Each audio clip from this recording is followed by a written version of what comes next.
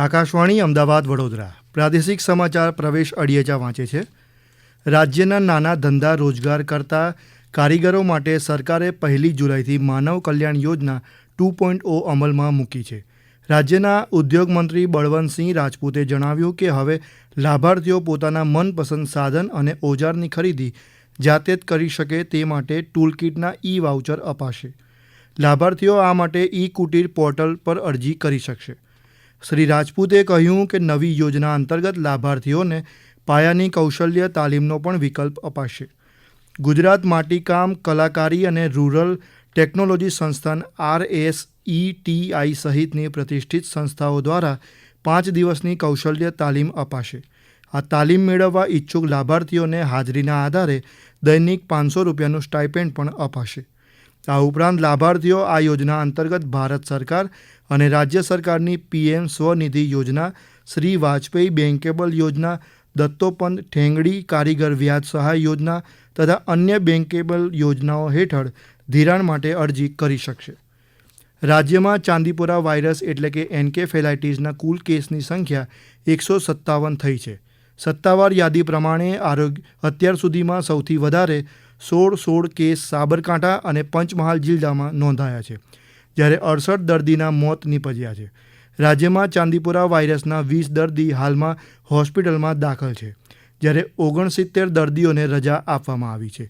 આરોગ્યની ટુકડી દ્વારા પોઝિટિવ અને શંકાસ્પદ દર્દીઓના ઘર અને આસપાસના વિસ્તારમાં ઘર મળી કુલ 52,125 ઘરમાં દેખરેખની કામગીરી કરવામાં આવી રહી છે. બોટાદ જિલ્લામાંથી પશ્ચિમ ગુજરાત વીજ કંપની લિમિટેડ એટલે કે PGVCLએ ₹28,43,000 થી વધુની વીજ ચોરી પકડી પાડી છે. વીજ કંપનીએ 31 ટુકડી બનાવી જિલ્લાભરમાં 258 વીજ જોડાણમાં તપાસ હાથ ધરતા આ વીજ ચોરી પકડાઈ હતી. આ અંગે PGVCLના અધિક્ષક ઇજનેર KD નીનામાએ માહિતી આપી હતી. આજે બોટાદ શહેર વિસ્તારમાં અને ગ્રામ્ય વિસ્તારમાં ટોટલ 31 ટીમ દ્વારા 16 ટોટલ પોલીસ બંદોબસ્ત અને SRPના જવાનો 13 સાથે અમે વીજ ચેકિંગની કાર્યવાહી ચાલુ કરવામાં આવેલ હતી અને એમાં ટોટલી 258 કનેક્શન ઘર વપરાશના ચેકિંગ કરવામાં આવેલ. તેમાંથી ટોટલી 82 કનેક્શનમાં ગેરરીતિ વીજ કનેક્શનમાં પકડાઈ હતી, મતલબ કે પાવર ચોરી 82 કનેક્શનમાં પકડાઈ હતી.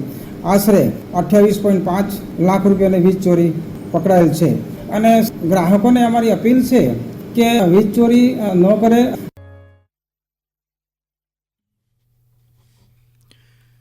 રાજ્યમાં આજથી 2 દિવસ કચ્છ, દેવભૂમિ દ્વારકા, જામનગર, મોરબી, સુરેન્દ્રનગર, રાજકોટ, બોટાદ, પોરબંદર, જૂનાગઢ, અમરેલી, ભાવનગર, ગીર સોમનાથ અને કેન્દ્ર શાસિત પ્રદેશ દીવમાં હળવાથી મધ્યમ વરસાદની આગાહી છે. રાજ્યમાં વરસાદનું જોર ફરી એકવાર ઘટ્યું છે. સત્તાવાર યાદી પ્રમાણે આજે 45 તાલુકામાં વરસાદ નોંધાયો હતો.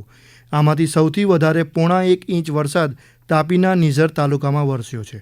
તાપી જિલ્લાના અમારા પ્રતિનિધિ નીરવ કંસારા જણાવે છે કે વરસાદને પગલે મોટાભાગના ધોધ સક્રિય થતાં કુદરતી સૌંદર્યને નિહાળવા દૂર દૂરથી પ્રકૃતિ પ્રેમીઓ અને પર્યટકો આવી રહ્યા છે. જિલ્લામાં અત્યાર સુધીમાં મોસમનો સરેરાશ 76.19% વરસાદ નોંધાયો છે. ડાંગના અમારા પ્રતિનિધિ મુનિરા શેખ જણાવે છે કે આજે સવારે 8 વાગ્યાની સ્થિતિએ ડાંગ જિલ્લા પંચાયત હસ્તકના વઘઈ તાલુકાનો આહેરડી બોરદહાડ રોડ, માછડી ચીખલા દીવડિયા વન રોડ 1 અને 2 તેમજ ઘોડવહડ VA રોડ તેમજ ક્યાંક કોઝવે ઓવરટોપિંગ થવાથી તો ક્યાંક સ્લેબ ડ્રેન ઓવરટોપિંગ થવાને કારણે અવરોધાયા છે. રાજકોટ વિભાગમાંથી પસાર થતી 4 ટ્રેન રદ કરવાનો રેલવે તંત્રએ નિર્ણય કર્યો છે.